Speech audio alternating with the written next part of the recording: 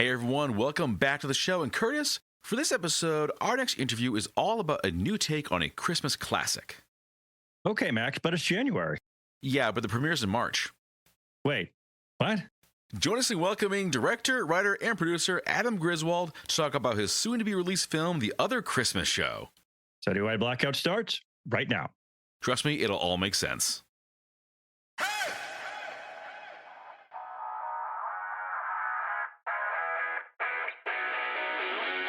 Welcome to Citywide Blackout with your hosts, Max Bowen and Curtis Hughes. With years of experience in journalism, music, and entertainment business, they put their knowledge to work, bringing you the best in-depth, fun, and sometimes outrageously bizarre interviews with authors, musicians, and many other creators from around the world. With the right amount of gusto and a few F-bombs thrown in for emphasis, you're sure to have a good time. So put up your feet, grab a beverage, and let's go. Hey everyone, welcome back to the show. I'm your host, Max Bowen. And I'm Curtis Hughes. Max, how you doing today, my friend? Well, Curtis, man, we are off to a great start for 2025. Actually, we recently dropped our debut episode with author Jonathan Mayberry. Yeah. Personal hero of mine, so if you haven't already, check that one out. Of course, we recently crossed the threshold of 10,000 downloads since we launched this thing as a podcast around the end of 2018. So it's a milestone beginning of the year, you know? Oh, way to kick things off, my friend. That's way to right. kick things off. And now, what better thing to talk about in the month of January than Christmas? Wait, what? Exactly. We are joined by the folks behind the soon-to-be-released movie, The Other Christmas Show. We are joined by writer, director, producer, actor, Adam Griswold. Basically everything. Exactly. Yeah. You are basically the guy with like all the hats on, along with a few members of the cast, Bob Taranjo, Riddick Rao, and of course, Kate Eppers, good buddy of mine who helped to put this whole thing together, by the way, made the instructions, and here no we problem. are. I love to refer awesome people to other awesome people like you guys. So I like that. So glad I like it that. worked out. Happened a few times on with this film. Yeah, she got some recording studio, a few other things. Yeah. Oh, that's true. Yeah. Give me credit. Keep She it had coming. several small contributions to this film. Yeah. Oh, good. I'm glad. The talent wrangler will call you up from now on. Town Wrangler. I'll take it. Talent Wrangler, we got that one. All right, cool. All right, so everyone, welcome to the show. Great to have you here. But Adam, to kick this off, why don't you kind of walk us through what this movie is all about? Okay, well, The Other Christmas Show is a feature-length musical comedy film that has been in the works for the past 3 years now and finally almost finished, premiering in about 2 months.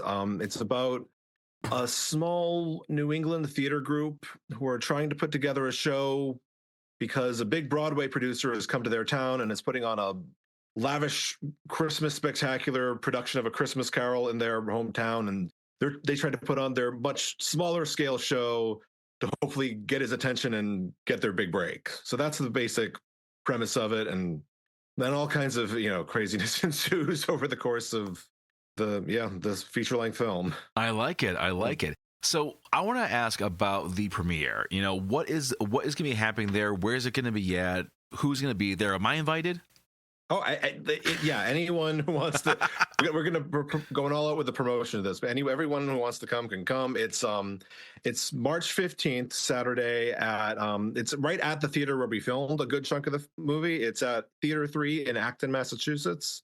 So it's a real theater that mostly they do live stage productions, but we filmed a number of scenes there, so we're going to be projecting the movie there and trying to make a big event out of it. We're going to hopefully have a good amount of the cast there. There'll be food and there'll be a lot of fun. It's I'm trying. I mean, it's a lot of it's still in the planning stages. Now that we're a few months out, we're going to try to really ramp things up. Let's nail down all the details. So that we'll be doing that soon, and I think within the next couple of weeks the promotion will really start. So all right, I love that. All right. So let us now direct to the cast here, because I want to hear all about their roles in the movie. So just kind of going around the room. Bob, I will start with you. What's your character, and how do you get into the role? I play the fictional actor, Emmy Award-winning actor of CSI Brooklyn, a TV show, a fictional TV show in New York, and I'm asked to play Ebenezer Scrooge in the Broadway musical production of A Christmas Carol, which is this huge musical that Adam mentioned that's coming to the small town for one production. I don't know, how did I get into the show? I think Adam had open auditions, and basically I just sang a song, sent him the self-taped video, and that was it. Nice, nice. I'm of a certain age that I seem to fit the character. Exactly. How about just getting into the character for the film? Getting into character for well, Ebenezer Scrooge is, I played him pretty typically. Everyone has seen, the previous actors, Patrick Stewart, George C. Scott, and so forth. So I just kind of channeled my inner Scrooge for that character. Pretty much grumpy most of the time, and then the CSI part of me in the out of character scenes, you might say, is pretty much myself, I guess, being an actor that's kind of hanging around backstage and kind of just joking it up with fellow cast members. All right, I gotta ask: Are you the Michael Caine Scrooge or the Tim Curry Scrooge? I'd have to say I'm probably the Bob Tarango Scrooge. Fair enough. Fair enough.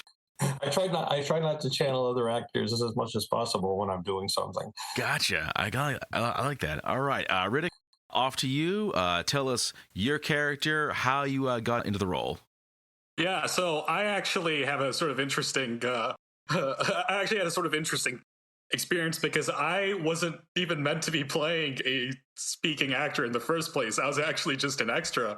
But Adam, mad props to him, managed to get me a speaking role. I'm basically performing alongside Bob in a scene. I am also playing an actor, which is an interesting thing. not something I've ever done before. And I just have a very minor speaking role that I don't necessarily want to spoil for anyone, but it's slightly more comedic. So I guess for me, like, I quite like comedy. I've done stand-up before. I just kind of try to tap into that kind of experience that I've had in the past. Cool. How do you go from stand-up to acting? Honestly, like, it's not really that different. I mean, yeah, I think a huge part of the difficulty with acting is just having the confidence to go out there and do it. Now, a lot of people remark, which wasn't always necessarily true, that I seem to be the kind of person that has zero social anxiety, but that's only after much practice. And I think screen acting is definitely easier than stage acting or something like doing a comedy show, because if you mess up, you can just take another shot. So I feel like, once you've done the harder thing, it's kind of like resistance training. The skills carry over a lot easier. Nice. Do you feel like a lot of what you learned as a stand-up comedian kind of like helped you with this, or was it just like starting over in terms of like learning all these new skills? Well, I'm not necessarily someone who's ever toured or anything like that. When I say I've done stand-up comedy, I just mean at nights at local bars and stuff like that, where anyone can sign up. Yeah, I'm not necessarily sure if there are specific skills that carried over more than just confidence, I guess, really, which I think is a skill in itself. Okay. All right. Well, the name Kate Eppers is one very familiar to this show. We've had her on a number of times for her various music. But Kate, I think this was maybe one of the first times we've actually had you on for your capacity as an actress. That's crazy. That's true. Yeah. I'm pretty sure. And of course, you've been in a number of things over the years, but what was your role for this movie? This was a lot of fun. And thanks again, Adam, for having me in this. I got to play a owner of a theater, of a venue that the main characters they're scouting, looking for a place to have their Christmas show. So I'm this kind of crazy, quirky, eccentric owner, or maybe I can't remember the owner or the manager, or it was such a small character. I don't think I really thought it through that much exactly who you were, but yeah. Yeah, I'm just there, like giving them a tour. Yeah, she's the person who's just trying to sell it to them, and then something awkward happens, very awkward, and you get to see the main characters very uncomfortable, and I'm still trying to sell it. And you'll see, I don't know if they take the venue or not, but it actually was the place where they filmed it and the place where the premiere is. But I don't know if that's supposed to be where they ended up settling in the film, if you know what I'm saying. But it was fun. It was fun to film, and also awkward to film because of the what happens. You'll have to see it to see what happens. You'll have to see. Nice. It's a little crazy. Nice. Now I But know it's really funny. Sorry. Yeah. Now I know you've done a lot of different roles, and not all of them have been all too funny. Actually, you've done some more like serious stuff too. So is comedy something you have a lot of experience in, or is it kind of like a new thing for you? I would actually say comedy is, I have the most, well, Okay. I'd say comedy and drama, but when I first was a kid doing theater, serious theater as a child, it was comedy. And so I feel like that really gave me a leg up, and in life too, because there's just that, no, maybe a lot of people have that, but I was thinking about this the other day when I was with some friends and I was making them laugh, and somebody called me funny, and I was so happy because I feel like without subconsciously thinking about it, I'm always trying to be funny, even if I'm not realizing it. So, and I think it might have had to do with that, with doing the really early comedy shows. I was in something called the Ig Nobel Awards in Boston, and I was lucky because it was my uncle's show. It was at Harvard. It was at MIT, and then it was at Harvard, and he needed a kid, and I was 8, and I said okay, and so lucky, and that was it. I never looked back. You get kind of addicted to it. Like Riddick was saying too, it's scary doing live performances or theater. Or it's intense because I was a child and I was at Kresge Auditorium, but then we were at Sanders Theater at Harvard, and it holds 1,200 people. And I'm a child and I'm giving this speech maybe for literally 1 minute. But I mean, that stage fright is real, but it's so great when you can work through it. And then to go from that to filming, like you can't make a mistake when there's 1,200 people. As a kid, it was probably just cute if I did, but I could not do that. Definitely not. It's intense, but it's such a great thing too. And it helped me a lot with, I'm sure, with just being able to public speak and even speak in small groups. Yeah, I was very lucky. So yeah, sorry, long answer to comedy. I have experience, love comedy. There we go. Try to be funny. So let's talk about a quick one up, one down for the three of you here. And so I'm going to ask each of you to give me what your most fun, I guess, takeaway from the production of the film was, and what was the most challenging part. Oh, I guess I'll jump in. Well, for me, the most fun part was being able to sing on camera for the first time. I was in Adam's first musical, Firewood. I came in late as an extra, and then he gave me a line, made me supporting actor, but I never got a chance to sing in the film. So being able to sing in this film was, and going to a recording studio ahead of time was really a high point for me. I guess the low point is always not getting enough screen time. I mean, I like the smaller parts because I can concentrate more on them, and they're less time consuming and so forth. But I'm still at this point, after about 7 years of doing films, looking for that lead part, even if it's in a short film, just to kind of really hone my acting skills. Just to tag on to what Kate and Riddick said too, is the difference between stage acting and film acting is not so subtle sometimes. And like with Kate, I never got the opportunity to start out as a child. I didn't start acting at all until I was about 28. But then once I get into it, I just went, whole hog, like 50 productions since I started. I think you were natural. You're natural, Bob. I mean, I'm sure you had some training too, but I feel like some people just have it. I'm probably more natural on screen because when I was on stage, I always felt like I was just too confined, where people were really broad with their movements and their volume, and I was always more made for film, I think. So yeah, I guess if I had to talk about the biggest upside, I think probably it's going to sound almost corny, but it was just being able to meet so many wonderful and inspirational people. Really, just working with everyone there. I've made some good friends. Just on the few days that I was on set. Yeah, it was just nice to push through something that I'd never done before, which was feature film, at least screen acting, and do it with so many wonderful people. If I had to name a big downside or something, there wasn't necessarily one, but it's just something to keep in mind is a whole lot of time. And this is partially because I had quite a minor role in some sense, but then again, not in another sense, because I'm an extra in many scenes. A huge amount of time on a film set, it gets boring.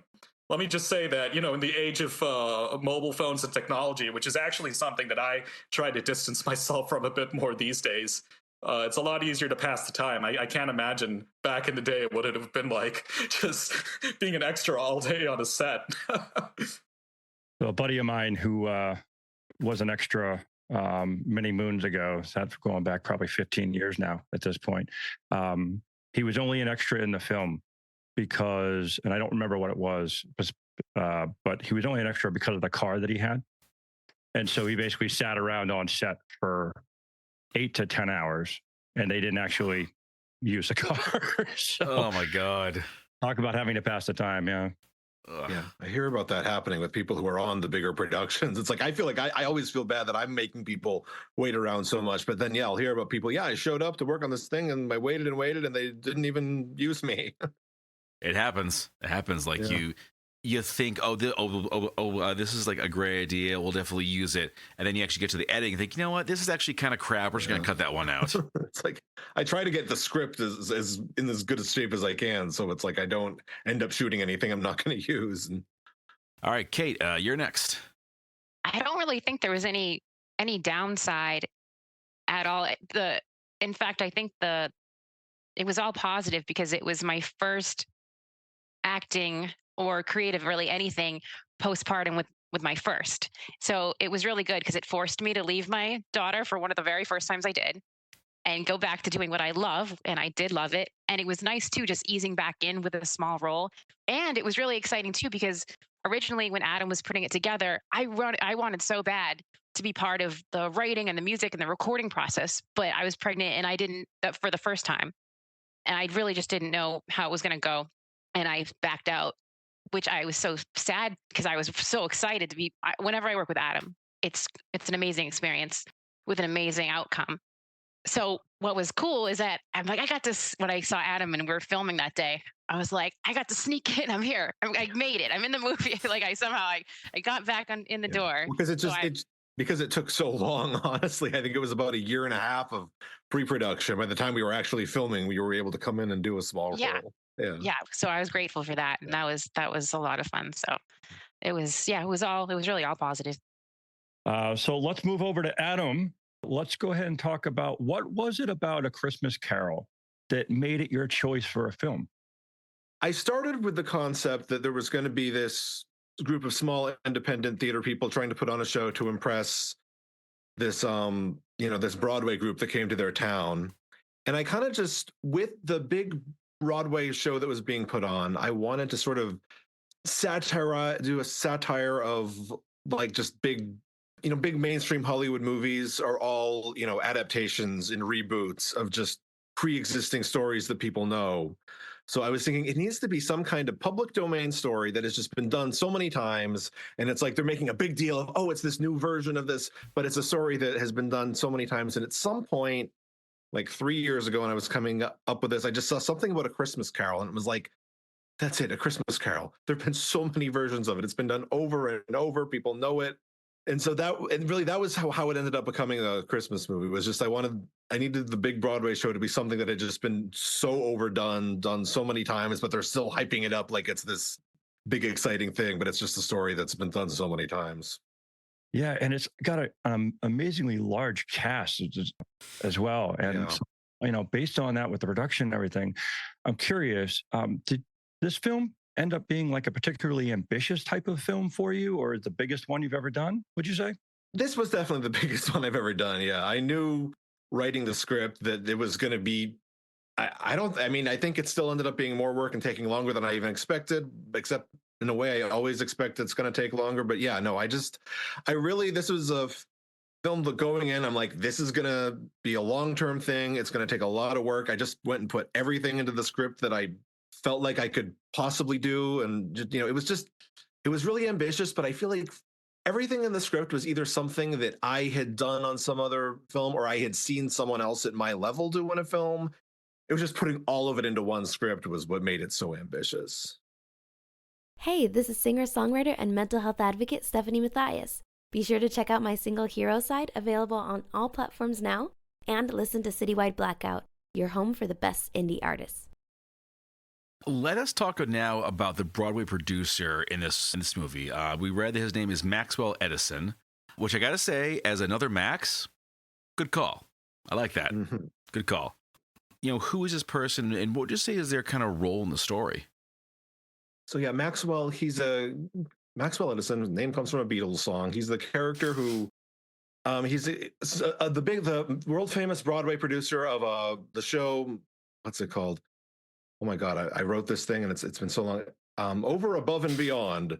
This show that everyone apparently has heard of. So he comes to the small town New England theater, and he sings a big song about how he's going to bring a taste of Broadway to this town.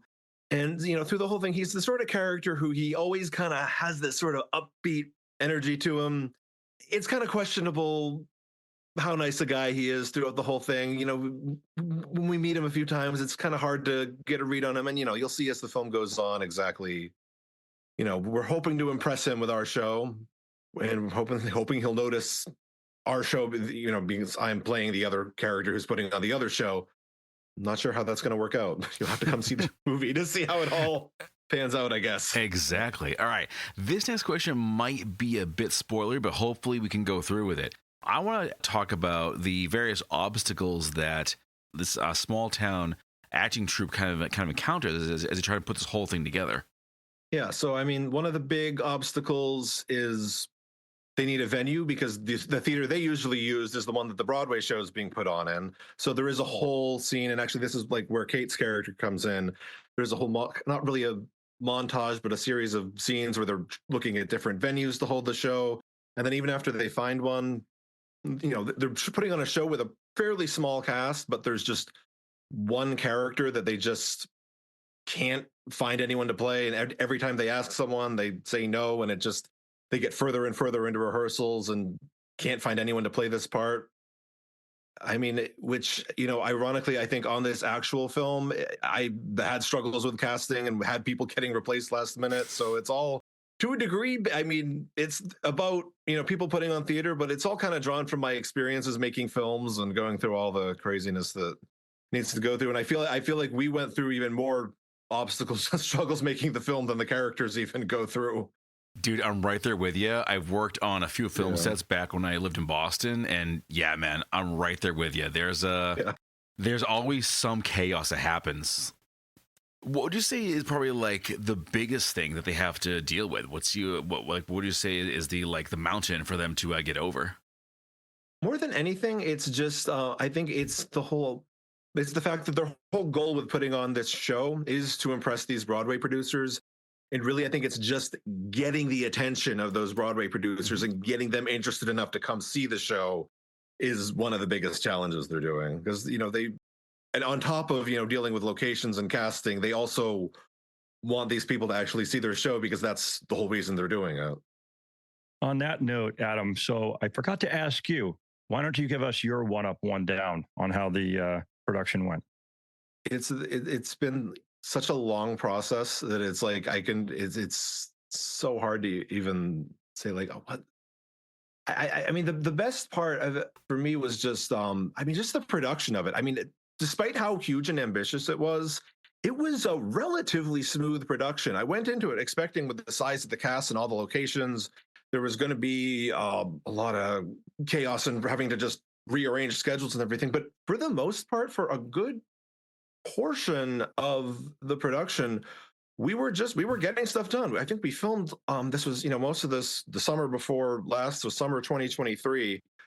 We were just filming every weekend, and it was, when you're filming consistently like that, it's just like get into a groove. So it was just, all right, this weekend we go and film this, and just seeing people every weekend. And I think most weekends we'd get through everything we needed to, and if there was something we didn't get around to, we just could easily just move it to another week. And that was, so the production of it, I really enjoyed. Sometimes I feel like the productions get so stressful, where people not showing up and all kinds of complications on set, that it gets to a point where, oh my gosh, I just want this to end. And I feel like towards the very end, it did get like that. For the most part, I was just really enjoyed it. And it was just and it was the first really big, ambitious thing I'd done in a number of years, what with the pandemic and everything. So it was really and also because pre-production took so long, I had these images in my head for like a year and a half, and then finally just seeing these things that I typed, not even knowing if we'd ever be able to do this. And it's like, this is it. This is the scene that I wrote. And I mean, the low point, I think, is just how time consuming everything has been. How it's just like how pre-production took a long time. Now post-production is taking a long time. And it's like, I went into it knowing it would be like that. So it's not a huge thing, but it's just like, oh yeah, it's surreal to think how long I have been working on this one project. It's like thinking back to when I first wrote the script, it just feels like a totally different part of my life at this point. Sure. And how long did it actually take to shoot the film? I mean, actually shooting the film, I think took only about a little over 4 months. So that was, I mean, probably the shortest part of the whole thing. Although it felt at the time like it was taking a really long time, but Sure. yeah, I think we started in June of 2023, and then went all through July and August, beginning of September. Then it was October we wrapped things up. So I think that was, yeah, about 4.5 months or so to film the whole thing. Okay. And Massachusetts obviously is no stranger to filmmakers and shooting and productions. What were some of the locations that you used for the film? Our main location, I guess, was Theater 3 in Acton, a real theater where we filmed all the stuff on the stage and everything. We did a few things at my parents' house. I know a guy in New Hampshire who has a whole bar set up in his garage that he's used for a couple of films. So we did some scenes there. There was another function hall in Maynard, Massachusetts that we used. And then we shot some at a friend's house. And we shot one scene at a puppet theater that that was a thing where I wrote a scene thinking, oh, we'll just find some generic room and just set puppets up in the background. But someone actually knew of an actual puppet theater that we were able to use for one short scene. So yeah, kind of a lot of locations. Yeah, we were in the woods once and on someone's property. So yeah. I think I'm still stuck on the puppet theater. That's could either be whimsical or terrifying. There's no middle ground there. Yeah. Which was this? Whimsical or terrifying? Not like super terrifying, but That's still good. kind of leaning into the yeah. Was it like the puppets from Sound of Music? Do you remember that scene? Oh God. Yeah, Because I watched that the other day, and That's a good one. it's the first one that came to my yeah, I feel like mind. it's been such a long since I've seen that, but I feel like some of the puppets that are just very briefly shown on screen maybe kind of resemble those. I don't know. Like those old marionette. Oh God, little, no! Stop. You know, this creepy. Kate. You know the Santa Claus movie. There's a part in the first Santa Claus movie where Tim Allen is he's in his Santa Claus pajamas, and there's a puppet show. Those creepy. Oh God. The ones that they'll take something and start beating the other puppet with it. Yep. On that I grew note, up reading Goosebumps, so I'm just thinking of Slappy the Dummy, the source of many childhood nightmares of mine. There we go. Adam was that the inspiration? It was Slappy. Honestly, it's another very brief scene, so it's honestly like Adam's like, enough with the puppet. I know, right? Move on. Okay, so we're moving on here. Adam, let us talk about the cast for this thing, because Curtis and I were looking at the list, and this is mammoth. I mean, I know that every movie has their extras and so forth, but you've got quite the large number of people here. What was like bringing them all together? It was this was the biggest cast. I think this was almost 3 times as big as any other cast I've ever had, and it was a bit overwhelming for me, especially on the days when we would have a bunch of people and extras on set. I mean, I'm grateful for a lot of the other people I had on set helping me, because I would get like, oh my God, all these people. But people like Riven Hart and Carissa Vincent and R.W. Martin. I'm probably forgetting other people. There's just, a lot of people who were there to act or to help out would kind of step up and help me manage everything, because it would get overwhelming with all these people. And it's like people say, it's like we have these people who have to wait around while we do these people's scenes, and then we're okay, now we do yours, and it's just trying to manage, okay, what do we do now? But somehow, we pulled through it. Yeah, I'm kind of amazed at how many people I managed to involve in this. I mean, I just remember, writing the scene where it's like we need people on the stage and people in the audience and people and some other people for some other stuff that happens, and somehow we managed to get enough people to actually pull these scenes off. Still kind of amazes me a year and a half later. I'll bet. Were these faces all new to you, or had you worked with them before? And actually, that question will go to the whole group too. But Adam, we'll start with you. Yeah, so I mean, it was it was a combination. I think I started with people who I knew on past projects, and then yeah, there was a hybrid. There were people would invite their own friends to audition, and so I brought in a few people who were friends of friends, and then there were people who I'd bring in through backstage and just other casting sites. So and then you'd have other people who, at the last minute will be like, oh, hey, I have a friend or family member who wants to be in this. Okay, yeah, bring them. So it was, I think I broke it down. It was like a third of the cast is probably people I worked with before. A third of the cast are other people in the cast pulled in. And then there's a third who are just people I got off casting sites. Okay. All right. Now let's go to the group here. Riddick, we'll start with you. Yeah, this was pretty much my first acting role besides like home videos that I made when I was a kid and a submission to the 48-hour film festival. So it was a totally new set of faces for me, for sure. I actually happened to get involved in this project off of backstage looking for extras. So that's how I met Adam and got involved. So cool. Yeah, completely new set of faces for me, and it was a great experience for it. I'll bet. Bob. Yeah, I'd have to add to your other question earlier, too. That was definitely a high spot for me is I met people like Riddick. Most of the people I did my scenes with were people I had never met before this production. So that was nice. Of course, I've worked with Adam quite a few times. And then there were a couple of others that I was reacquainted with that I had worked with or at least known through Adam for at least one of my scenes. So that was definitely a high point. And Kate. Well, again, I just always feel so blessed to work with Adam and that he brings me back. And I was just sitting here counting. I've been so lucky. I've been in some amazing Adam films like Smoking Bottle Films, Adam's film production, Apocalypse Party, which was hysterical. I don't know if Max or Curtis, if you've seen that. No, but I want to now. I'm going to do that. Apocalypse Party. One of the It was so funny. And my character, it was the end of the world and we're at this party and I'm just eating cookies because everyone's just eating and like there's a cake, but it has the comet that's about to hit the earth. Oh, yeah. And it's that was, and then Tales of the Inexplicable, which was one of the most, if not my favorite thing I've ever been in, which was a anthology of, it's like, think Twilight Zone meets X-Files meets Dark Shadows, hysterical, but also really creepy.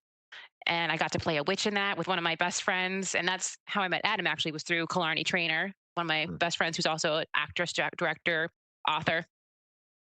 It was funny. Well, obviously, it was great to work with Adam because he also is in the actor, one of the main actors in this, the main character. Which makes it that much harder to make, but yeah.